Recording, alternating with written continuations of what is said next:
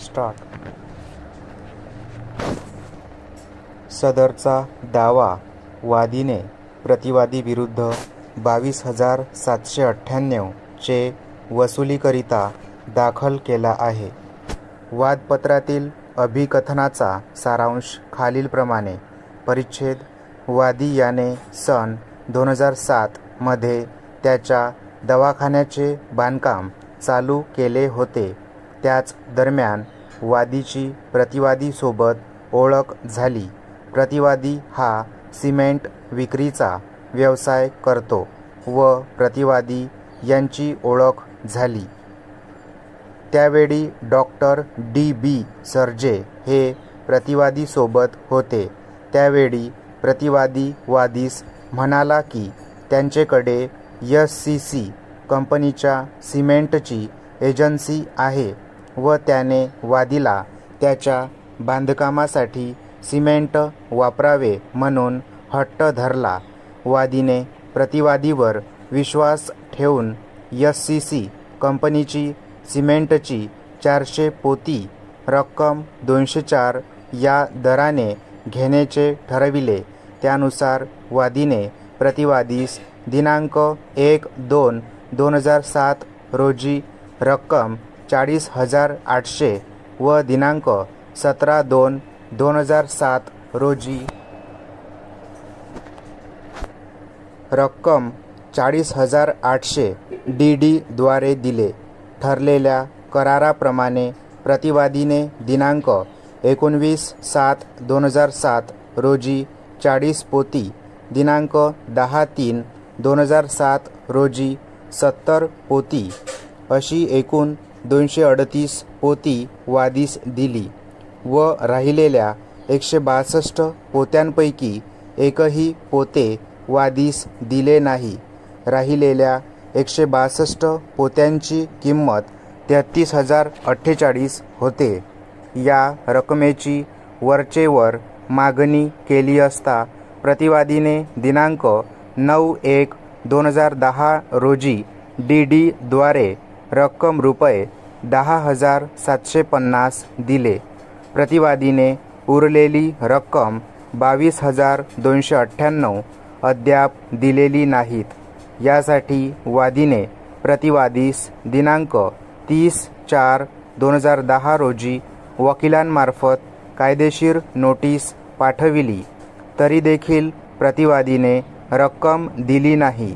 सबब वादीस सदरचा रक्कम वसुलीचा दावा दाखल करणे भाग पडले आहे. परिच्छेद.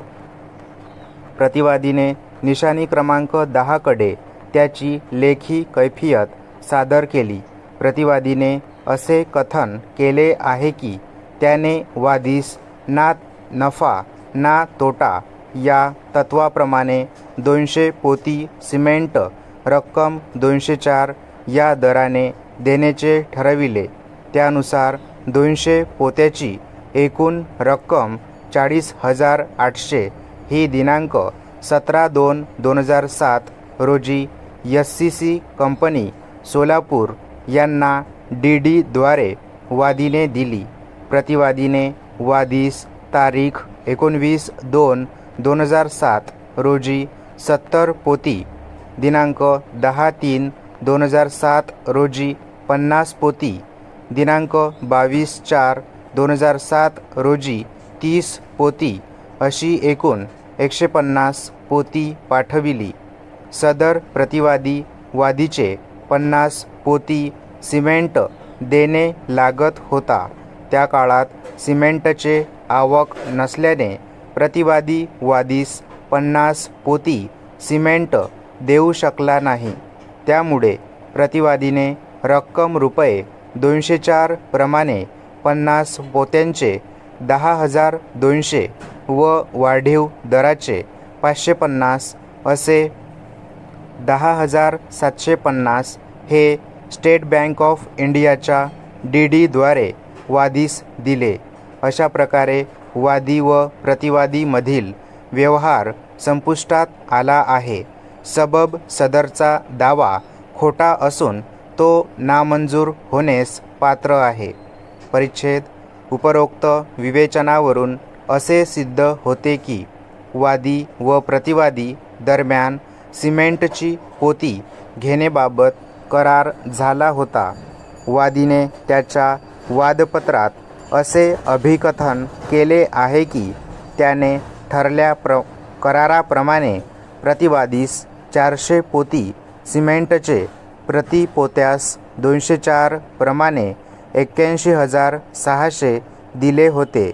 परंतु ठरल्या कराराप्रमाणे प्रतिवादीने 162 पोती सिमेंट वादीस दिले नाही.